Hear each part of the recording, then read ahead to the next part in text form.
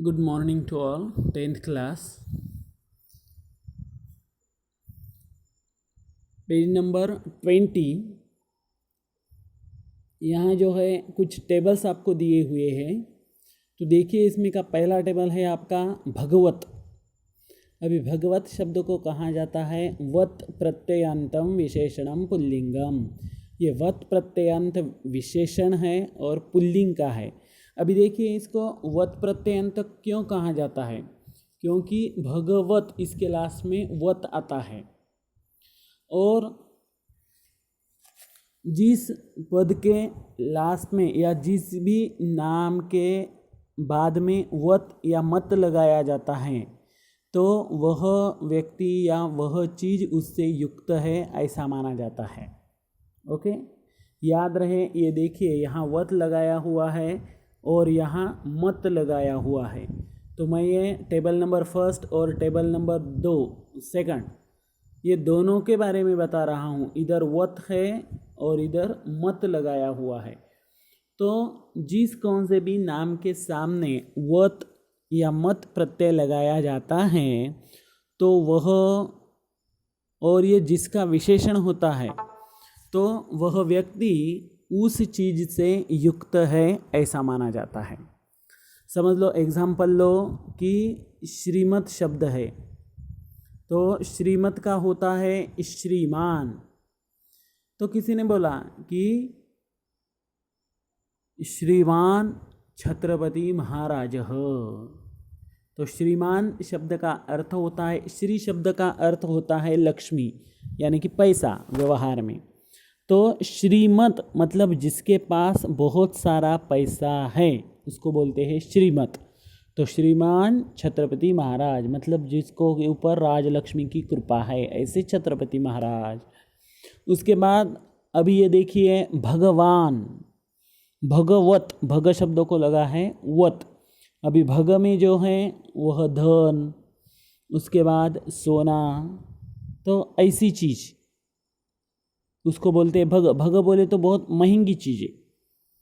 तो वत, वत बोले तो युक्त, जो यह पूरे रिच थिंग्स जो है इससे जो युक्त है उसे कहा जाता है भगवान।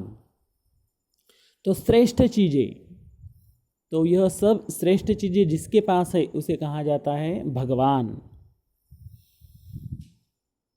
भगवान श्री राम, हाँ, तो उनके पास सब अच्छी चीज़ें, मतलब सब श्रेष्ठ और अच्छी चीज़ें जिनके पास होती है उन्हीं को भगवान कहा जाता है।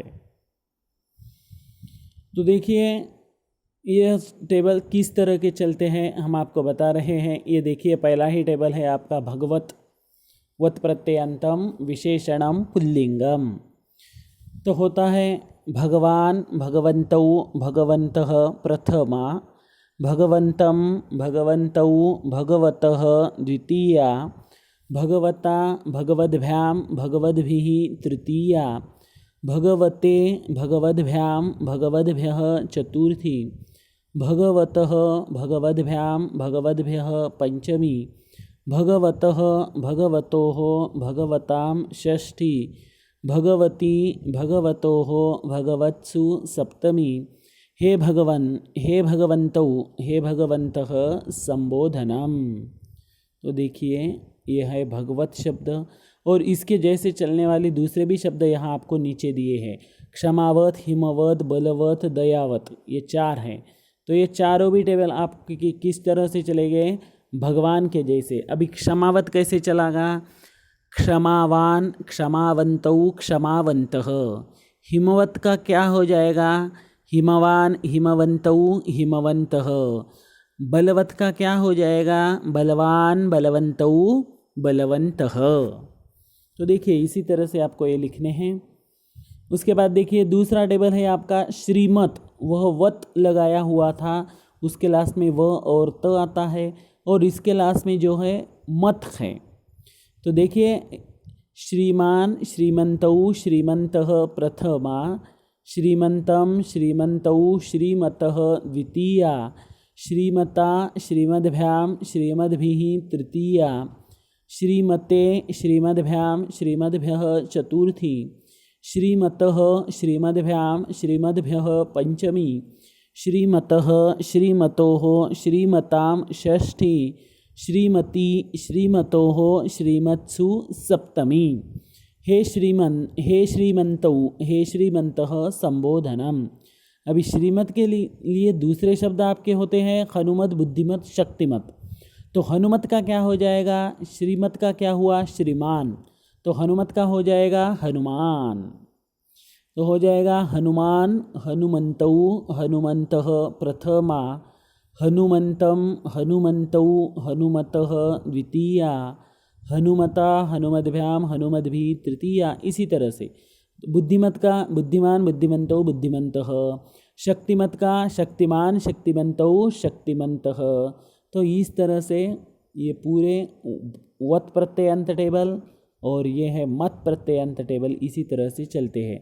और इसके बाद के दूसरे गतवत, पठितवत, दृष्टवत, नीतवत इत्यादि कर्तरी भूतकालवाचक धातु साधित विशेषणानि भगवत शब्दवत प्रपद्यन्ते। अब ये धातु साधित विशेषण हैं। पिछले साल आपको कुछ विशेषण हुए थे 9th क्लास में, भूतकालवाचक धातु साधित विशेषण।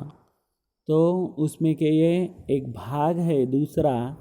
तो ठीक है, ये जब आपको आएगा तो पठित और पठितवत नहीं, ये आपको पिछले साल ही हो गए हैं, लेकिन ये कैसे चलते हैं ये आपको पता नहीं था। तो जब ग्रामर सेक्शन आएगा तो ये भी हम आपको बता देंगे गतवत, पठितवत। तब तक के लिए आपको क्या करना है, भगवत शब्द लिखना है आज, श्रीमत शब्द लिखना है और उसके जैसा नीचे का एक एक शब्द लिखना है। इधर का भगवत के जैसा लिखेंगे क्षमावत और श्रीमत के जैसा लिखेंगे हनुमत। तो ये दो भी टेबल आपको आज जो हमने पढ़ाए हैं वो आपको अच्छी तरह से याद करने हैं। अगर ये दोनों टेबल याद करते हैं तो उसके जैसे कितने भी शब्द आते हैं तो आप उसको लिख सकते हैं, उसके मीनिंग और उसके विभक्ति के रूप आप समझ सकते हैं।